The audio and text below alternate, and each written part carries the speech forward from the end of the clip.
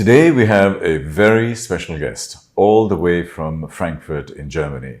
And she is an amazing personality. And when I met her first time, I was absolutely and totally fascinated by her story, by her past, and more importantly, by what she's doing today and how she's bringing about change in the world. And today we'd like to welcome Zara Secret, as is her official title, in our little studio. Zara, welcome. Hi, nice to meet you. How are you? Very well indeed. Yeah. Zara, as I said, you're a very special person, and it's wonderful to have young, smart people joining our podcast series. So thank you for that. Thank you for being that nice to me. So Zara, let's go back into your early childhood. Yes. Tell us about the story. Tell us about some things that inspired you, that touched you in the early part of your life. Well, my past. I come from a Turkish family. We are 6 children, and well, we grew up in a very poor conditions. Both of my parents were really sick. My father passed away just 3 years ago, to be honest. It wasn't easy for us, but we are all daughters. So a powerful woman. 6 daughters? Yes, wow. 6 daughters. It's crazy. And for me, in my past, my parents were my heroes, the most important for me, because even if we don't have that much, they were still someone. They educated us with so much love, and for them, education was the most important. So they always supported us to do our thing. Your education, and you focused a lot on education, and I know you mentioned that. What did you study? What's your background? Yes. After school, I started studying psychology and management. It was international, so I studied in 3 languages: German, Spanish, and English. And after I finished, I was one of the youngest in Germany who did this double degree. I was 21, and then I finished the university. After that, I went to Indonesia because I was working there as a consultant, and that really changed my whole life.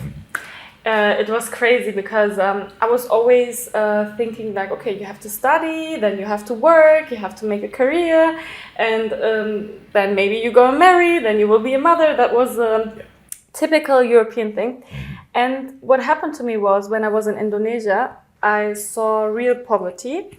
And at the first time, now I feel ashamed to say that, at the first time I felt so sorry with the people. But it's actually really arrogant, because why you think you should feel sorry for people who are maybe more happy or lucky than you, just because of money, just because of poverty, who says that... But then I met them and talked to them, and I felt like, wow, they're more happy than people in Europe. In Europe, we are just so stressed and always have this pressure. And something happened. I was 21 at that time, and I feel like I have to see the world. There's so much more to see, and I'm so limited. I always think this has to be like this. And if someone is poor just because they don't have money, I feel like, oh, I feel so sorry for them, which is really not a nice thought, actually, because they could actually feel sorry maybe with me, because I always lived from rules to rules. So I was thinking about a solution, and then I was like, oh, I have a solution. I can become a stewardess, because then I can just travel. Yeah. So I came back and told my parents, I want to be a stewardess. And they were like, what? You studied and now you're gonna do service from the air? They were kind of disappointed, but still they support me. And I had a plan, because I knew that I was not made... I'm just talking about me. I'm not made to work for someone. And I felt like this pressure, this is not me. I'm so much more. And I felt like I'm too young. I was after school at university, and I was studying my whole life. And then I said, maybe I need to travel, meet people, and grow, because I feel like traveling makes you grow, you grow. Sorry. First of all, we can talk hours about business and being focused, but before you become this CEO or whatever, or the successful person, here in your mind, so many things needs to change. You need a different point of view. It shouldn't be always about money and success. You should first find yourself. That's why this journey was the most important. I become a different person, because I met people, and I'm someone, if I meet you, I love to have conversations, because even you can inspire me. I want to listen to your story, and maybe I can learn something, and then I go to another person and he or she is telling me something else. And so I feel like, and then the reason why I was so focused is, first of all, I'm responsible for myself, and it's a God-given thing that I have the power and the, how you say, ability to make things happen or change. And if I have this power, how can I go to sleep if I'm not using it? And this life is not guaranteed. I can, die tomorrow. And what do I leave here? So you have many businesses. Yes. Can you share with us what those businesses are? 2019, I became famous is the wrong word, but more public. I was in the television and everything because I was uploading a video that time when I was talking about some interesting political stuff. So, and then I was in the TV, and when I was in the TV and had so much follower, I was thinking about, this is also in business. This is being an influencer in Germany. So I have a platform to use my voice. So what I was doing since 3 years now, I'm influencer. With this money, I did the first company that's in the jewelry and diamond industry. The other one is in the perfume industry. The other one is in the supplement, and the other one is beauty. Okay, so it's amazing, and you basically became an entrepreneur Yes. in all of these areas. And now, it's interesting that you're connecting all of these together as an influencer. Now, you use a very important word, and that was you felt you had a voice. Yes. This podcast is called Voices of the Future, and you are a voice of the future. So what's a message that you'd like to put into the future? So what I basically do almost every day on my platform is, because in Germany, especially that's the most of my audience are from Germany, they see this Turkish girl and they see me growing. They know that I'm not from a rich family, and I built this all by my own. I want to empower especially women to say, even me, I was in very bad conditions. Even me, if I was not focused only on the money, but on the success, you can achieve anything. You just have to work hard, and then you can make an impact also for others. So why should you be in your life desperate and work for someone else if you're not even happy? That's the most of the time of the day you're unhappy. That it's not healthy. And I feel like my message, especially on my social media, is always to show it's possible. Doesn't matter how you look like or whatever people judge about you. It is possible. You need to believe in your dreams, and but please have the right values and don't put your focus on the wrong things. What does other people think of me? I need this in this car to be successful. No, it's not about this. The other things, money is just the outcome of your of the work you do. So when I met you, you described yourself as an influencer.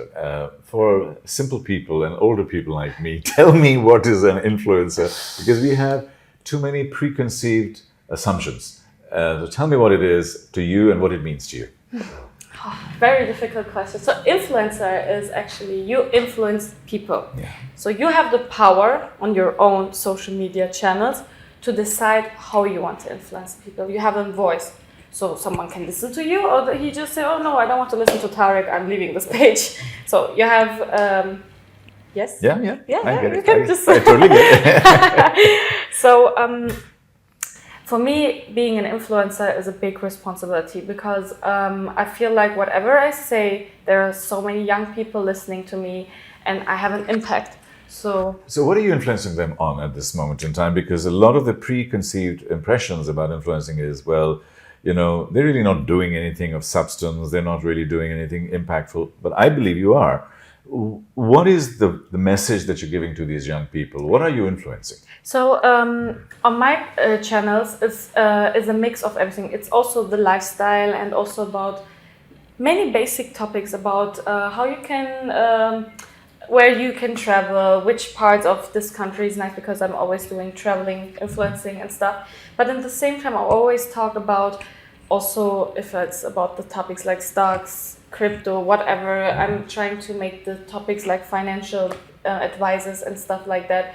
And also about my companies, how you can build a startup company, where to start. And the main topic on my page is a powerful mindset.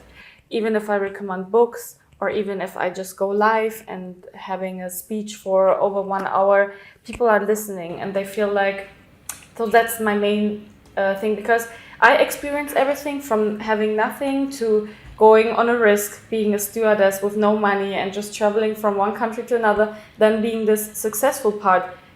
I don't like to call me successful, but you know what I mean. And then, so I already know how it is to be here. I already know how to come from here to this. So I share these experiences, and I always say, if you're here, you always wish to be here, but this is a process, and it's at the end, even the money doesn't make you happy. So don't forget your values. I understand. No, you mentioned the word values quite a lot, and as a futurist, when I speak, one of the first things I talk about is trust and truth, and ethics, and then values and empathy. And that is my starting point. That is how I start all of my future presentations, that if you don't have trust, truth, values, and empathy, there is nothing left. So I hope you can recognize this word in German, narcissism. You know narcissism? Yeah. Okay. The one we have in toxic relationships? The Yes. one you have a toxic relationship. Let's talk about this now. Absolutely. Let's talk about narcissism.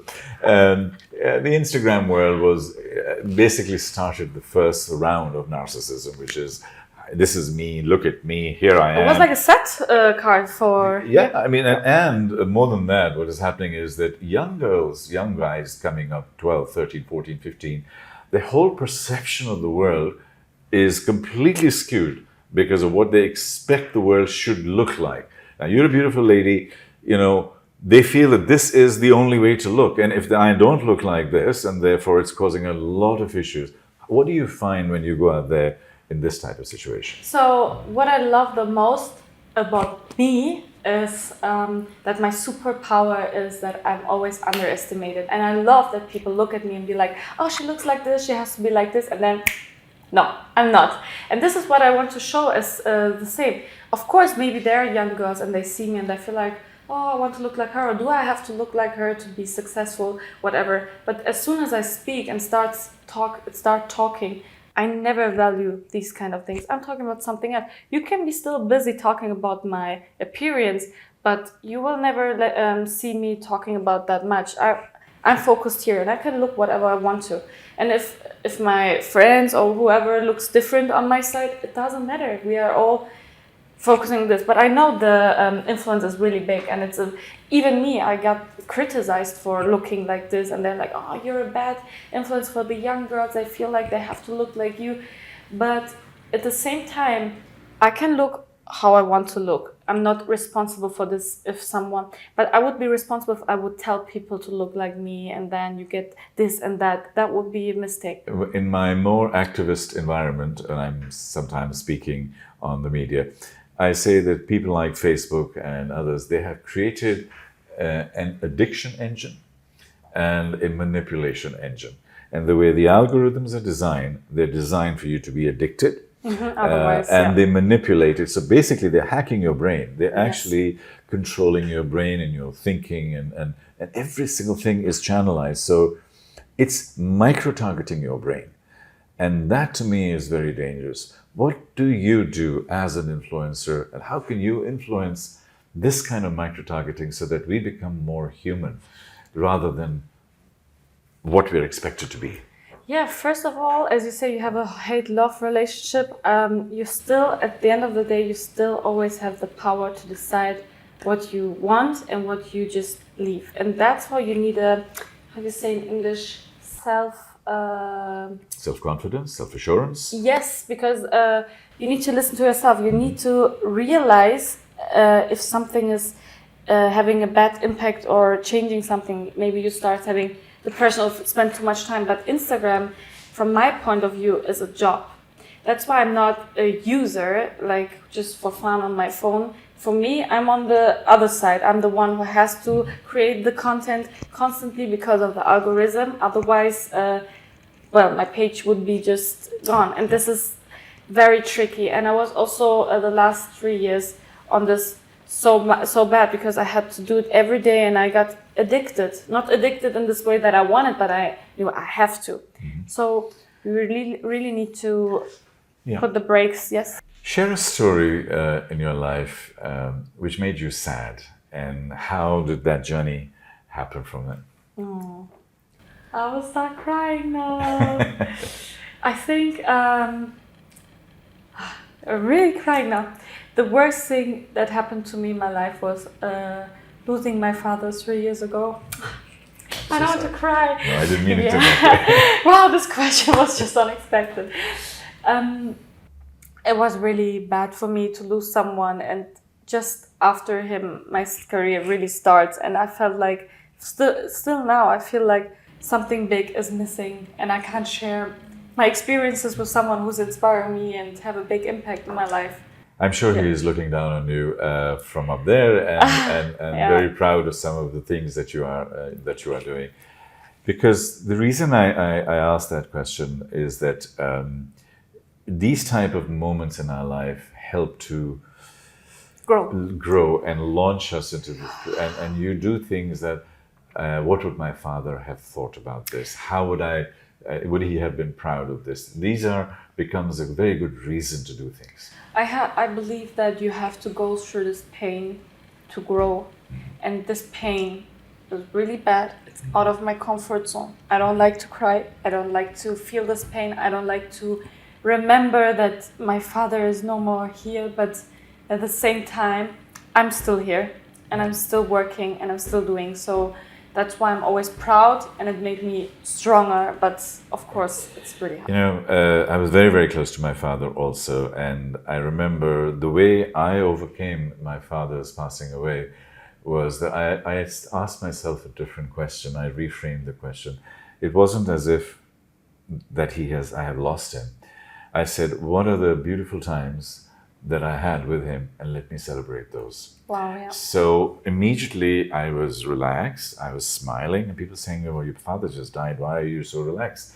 And I said, in my mind, I'm just thinking of all of the beautiful, beautiful moments that I've had. Yeah. And then more recently, my mom passed away a couple of years ago, and I'm sorry. And she lived with me, in my home directly for the last 10, 12 years.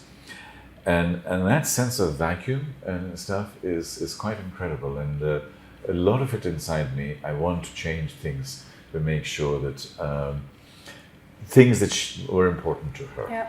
And that helps to rebalance my values in my life. Yeah, I never asked myself, why did he pass away? Why so young? Why me? I never asked this question because it's stupid. Even if a baby dies, everybody has to die, everybody has their times. The only thing why I'm still crying is because I miss him so much. Of course. And this feeling is just crazy. I experienced the first time this kind of pain, and it still affects me, but it's very nice to hear that you have a different point of view, and it's all about the mind. Let's say we go into a time machine. Yes. And we go into the future. Ooh. And today is your 100th birthday. Oh. Okay, because you will live to 150 for sure. So if I want to live that long. Exactly, because I'm done with this world. I want to leave. Exactly, and that's exactly. You're laughing, but that's part of what I talk about. Is that aging will become such that growing old will be a choice, and dying will be a choice too. So you can switch off or on. But on your 100th birthday. What are we celebrating? What are we saying? That look at Zara. Zara, she has done X. Amazing work. What has she done? I will have done so much. I know that I will write books, especially about my life. This is what I'm doing right now with my team, actually. I'm sure I will be in a movie. Okay. I know that I will, we were not talking about this, but I have these companies and stuff like that. They're working, so this is already done. Now I want to focus more on projects. I want to fulfill something where we help people. We are now on a project with building schools and stuff. So maybe, what is possible in my little cosmos, I want to do the best of it. Because if everybody would think like this, we could change so much in the world. But for what I can do with my power and my time and my energy and my talents, I hopefully will do the best. And at the end of the day, you're happy if you have nice conversations, see people smiling and did something great. my father passed away, and what did he left? Us, his children, the work he was doing. And we don't care about money or what he was wearing, but about what he left in this world. It's a wonderful story, and we'll end with that because it is very positive and uplifting. Because when people grow older, they are constantly looking at all the important things in life rather than things like money and success. And I think those are things that you have mentioned.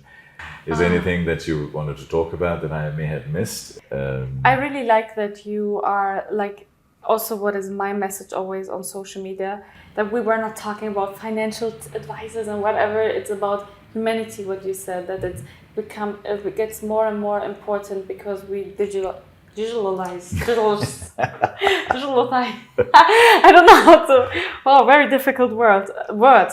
Anyways, you know what I wanted I know to what say. you mean, because I like that, to talk about these things, and I'm happy that we're not talking about just my success stories, and also because it makes me tired. You know, it's what I always people ask me. You know, but this is more about values, about what we believe in, and I like that.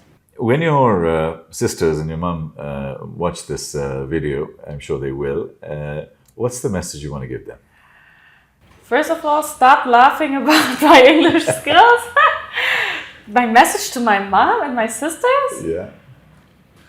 I love you. No, there's nothing I could teach them. They would, I think they look in a different way. To me, they know my whole story already. But much love for you guys. Nothing else. Wonderful. And what's the final voice that you want to put out in the world that we will now capture, which could be, just your core message that you want to deliver? Don't focus so much on other people and other people's opinion. If you have money and spend it on cars, house, whatever, why don't you use your money for yourself first, in education, passion, whatever. Invest in yourself first, then you're able to invest something else. And this here, your soul, your past, your inner struggles should be the first thing you should, heal. Because if you're healing, you're able to do great things in the world, and you're the best version of yourself. And if you reach this point and being this best version of yourself, you have the power to do anything, and you're not afraid. Is there anything that you wanted to talk about that I may have missed? I really like that you are like, also what is my message always on social media, that we were not talking about financial advices and whatever. It's about humanity, what you said, that it gets more and more important because we digitalize. I don't know how to. Oh, very difficult word. Anyways, you know what I wanted I know to what say. you mean, because I like that, to talk about these things, and I'm happy that we're not talking about just my success stories, and also because it makes me tired. You know, it's what I always people ask me. But this is more about values, about what we believe in, and I like that. Thank you very much. Now I was going to go down the route of maybe I will ask one question. Give me your view on crypto. And did you invest in crypto first thing? Yeah, exactly. You probably did. Well, you should spread your money and look where you like. I'm not focused on only one thing, but when your sisters and your mum watch this video, I'm sure they will. What's the message you want to give them? First of all, stop laughing about my English skills. My message to my mom and my sisters? Yeah. I love you. No, there's nothing I could teach them. They would, I think they look in a different way. To me, they know my whole story already. But much love for you guys. Nothing else. Wonderful. And what's the final voice that you want to put out in the world that we will now capture, which could be, just your core message that you want to deliver? Don't focus so much on other people and other people's opinion. If you have money and spend it on cars, house, whatever, why don't you use your money for yourself first, in education, passion, whatever. Invest in yourself first, then you're able to invest something else. And this here, your soul, your past, your inner struggles should be the first thing you should, heal. Because if you're healing, you're able to do great things in the world, and you're the best version of yourself. And if you reach this point and being this best version of yourself, you have the power to do anything, and you're not afraid. Thank you. That was an amazing end to a wonderful interview. And this was this long, unexpected exploration and journey that we went on together. And I'm so happy, so delighted that she was warm, vulnerable, happy, sad, futuristic. And this is what Voices of the Future is about. I was crying, I was laughing, I was serious. Exactly. Wow, 20 minutes of 20 being this roller coaster of emotions. A roller coaster of emotions. But, We've yes, done all of that. So humanity, realness. Yeah. Have a healthy relationship to your emotions. If I want to cry, I cry. If I want to laugh, I laugh. I don't need... That was my past. I always put myself in pressure. I have to be like this. Yeah. No more. I am this. If you like me, like me. If not, it's okay. Super. Thank you very much. Thank you so much. Pleasure. Yes. Real Thank you pleasure. for inviting me. Thank you. Thank you very much.